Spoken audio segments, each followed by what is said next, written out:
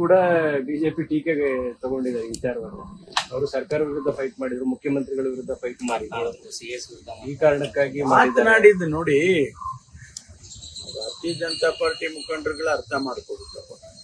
ಮಾತನಾಡಿದ ತಕ್ಷಣ ಯಾರನ್ನಾದ್ರೂ ಅರೆಸ್ಟ್ ಮಾಡ್ಬಿಡ್ತಾರ?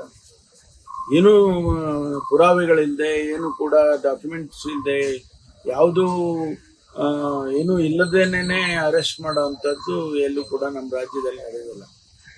ಇವತ್ತು ಅವರಿಗೆ ರೆಕಾರ್ಡ್ಸ್ನೆಲ್ಲ ವೆರಿಫೈ ಮಾಡಿದ್ದಾರೆ. ಅದಕ್ಕೆ ಏನು ಸಾಕ್ಷ್ಯಾಧಾರಗಳು ಸಿಕ್ಕಿದಾವೋ ಅದರ ಆಧಾರದ ಮೇಲೆ ಅರೆಸ್ಟ್ ಮಾಡಿದ್ದಾರೆ. ಮುಂದೆ ಏನು ಕ್ರಮ ತಗೋಬೇಕು ತಗೊಳ್ತಾರೆ. ಸರ್, ಈಗ ಅವರು ಒಂದು 6 ಸೆಕೆಂಡ್ ಒಂದು ಆಡಿಯೋ ಬಿಟ್ಟಿದ್ರು, ಅದು ಪೂರ್ತಿ ಆಡಿಯೋ ಕೋರ್ಟ್ಗೆ ಸಲ್ಲಿಸೋರಿದ್ರು. ಅದ್ರ ನಡುವೆ ಅದು ಸಲ್ಲಿಕೆ ಆಗ್ಬಾರ್ದು ಅನ್ನೋದನ್ನ ತಡೆಯೋದಕ್ಕೆ ಇಷ್ಟು ತರಾತುರಿಯಲ್ಲಿ ಬಂಧಿಸಿದ್ದಾರೆ.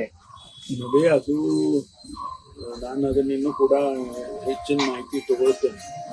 ಅದರಲ್ಲಿ ಏನಿದೆ ಅವೆಲ್ಲ ವೆರಿಫೈ ಮಾಡ್ತಾರಲ್ಲ, ತನಿಖೆ ಮಾಡ್ತಾರಲ್ಲ. ಅರೆಸ್ಟ್ ಮಾಡಿ ಸುಮ್ಮನೆ ಬಿಟ್ಬಿಡೋದಿಲ್ಲ. ಅರೆಸ್ಟ್ ಮಾಡಿದ್ಮೇಲೆ ಅದಕ್ಕೆಲ್ಲ ವೆರಿಫಿಕೇಶನ್ಸ್ ಮತ್ತೊಂದು ಮಾಡ್ತಾರೆ.